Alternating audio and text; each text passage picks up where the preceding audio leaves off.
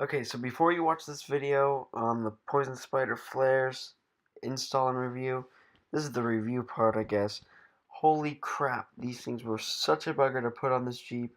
They look great, they look amazing, and I'm sure they perform well, except we had to drill all kinds of holes. I was under the impression that it basically was bolted on stock, and I looked it up, I did tons of research on it. I couldn't really find anything that said it wasn't just you bolted on stock. You had to drill all kinds of holes, do all kinds of weird things where you drill through the tub and bolt it on there. I mean, if you want to paint your vehicle, you should probably do this first, drill the holes, and then repaint over all that. We ran into quite a few issues with it. We have a shop, and we didn't even have enough tools to properly do this. My dad had to go and sometimes buy tools or find tools to make things work. But also the drilling was horrible and inaccurate, and I swear the left rear flare still doesn't fit properly, and you can see the zerts from just looking at it. You can see where like the bolts going through and stuff, and we got it as tight as we could without trying to completely destroy the quarter panel. But the quarter panel's still pretty messed up. Anyways, that being said, they perform good. They look awesome. I would not recommend it if you don't have a lot of tools, time, patience, or if you care about your Jeep's stockness, I guess. Let's get into the video. Today I'm going to be installing Poison Spider flares on my 2007 Jeep Rubicon. So this is the installation video of the Poison Spider fender flares. I think these are the medium width ones. So yeah, sit back, relax, and get your popcorn, get your big gulp. I hope you enjoy this video. So this is the first step. We first taped off the paint because it's freshly painted. And then we're gonna start drilling holes here pretty quick. There's the drill. And then so you're gonna drill the holes out. It'll show you on the instructions, but you're gonna drill the holes out to I don't really know. It's like 1730 seconds or something like that. It'll show you on the instructions.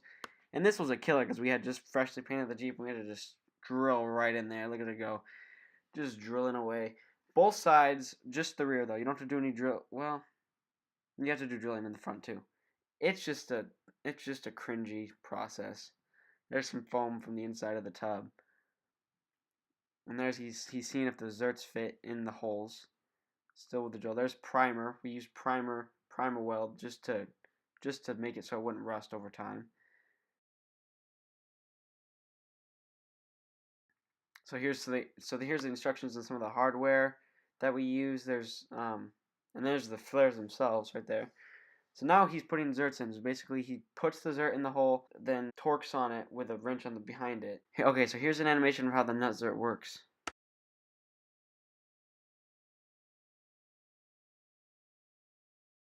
So here we're putting the fender up against the panel to see if it fits right, make sure it's all where we want it.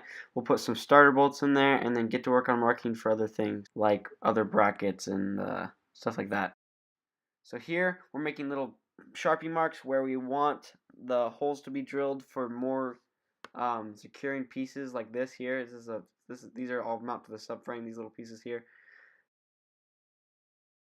So you have to take the taillight out and all this carpet out to get to drill the holes you want, which is also just so shitty. So much. It's not even the work part. It's that you have to drill through your tub to get to where you want for these flares to be, and it's just cringy and depressing. But it's okay. They look cool. That's all that really matters, right? So here he is fitting up the things more. So this is just a mock-up right now. We're just mocking the thing up so we can add all the Sharpie marks, even more Sharpie marks. Because you have the initial Sharpie marks, then you mount the brackets up to the flare, and then you make more Sharpie marks on the other side of the bracket that mount to the tub. So you're just drilling all kinds of holes all over the place, and it's pretty self-explanatory in the instructions. This is not easy though. I'm not gonna lie. This is not easy in any respect. Takes a lot of tools that my dad didn't have, and we have a shop and all kinds of crazy tools, and he didn't have at least 3 or 4 tools that we needed, which just we needed them because we wanted it to be easier than it was, like not because we're just lazy. So now he's drilling the smaller holes for the brackets here. Notice that he drills small starter holes and then bigger holes that actually fit the bolt, just so he doesn't warp the panel or anything. It's just more difficult with a bigger drill to start with, a bigger bit to start with. there's the bracket, and now he's gonna drill the holes, which he just does it while it's in there because it's easier that way. I don't really recommend it because it kind of does cut away at your bracket, but and these, I mean, God, these things did hardly fit. They were just such a little bugger to that. See how like those bolts are on there? They just did not go on that easily. It looks like they did, but they went on terrible. So now the fender's all on completely. We're undercoating with rubberized undercoating the inner wheel well, so we don't have to, put the plastic one in there. It looks better too, in my opinion.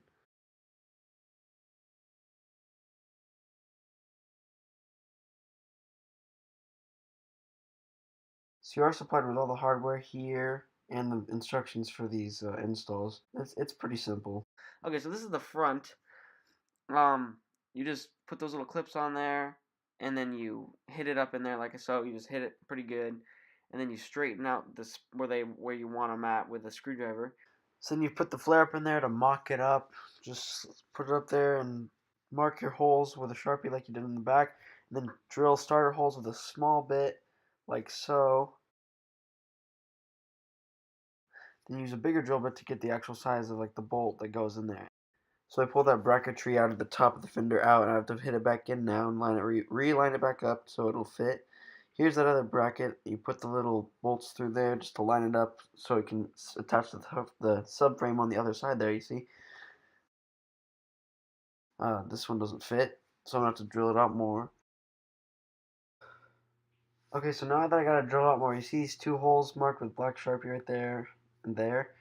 Yeah, you got to reach through the holes that you already drilled and drill those out because it mounts this bracket to the subframe, which makes the flares even stronger. Make sure to touch up all the bare metal with like any paint that would stop the rust.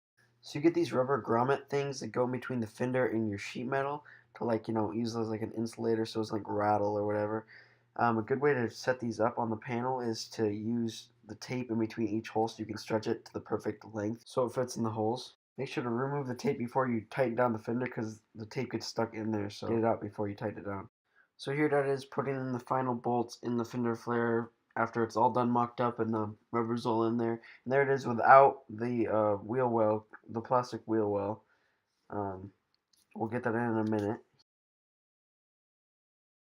So here I'm cutting up the stock front wheel wells where I'm going to just cut these up just so they fit in the new holes I made for myself with the new flares. And you just kind of cut a straight line, and you got to put them up there, mark it, cut it, put it up there. If it doesn't work, cut it again, put it up there, mark it, cut it. And the next step is mounting up these little L brackets that attach to the plastic wheel well.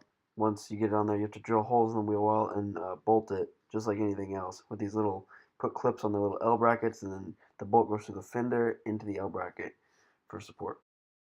You use the stock bolts that go up in these spots here, but they give you these big ass washers, these wide washers that mount up in there, and that basically mounts to that little front bracket that you pop up in the sheet metal that we used earlier. I'll show you right here. So that's one side of the inner plastic wheel wells done. It's not that bad, but it's kind of like you have to unbolt some stuff and then rebolt some stuff. It's all in the instructions. It's pretty simple.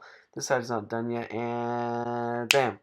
Now it's done. Look at that. That looks beautiful, doesn't it? It's done too. Look at it. Look at it. Look at it go. Look at this Jeep go.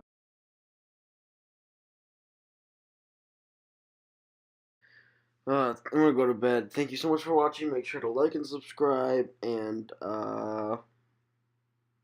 donate to Zach Cooper. Am I right, guys?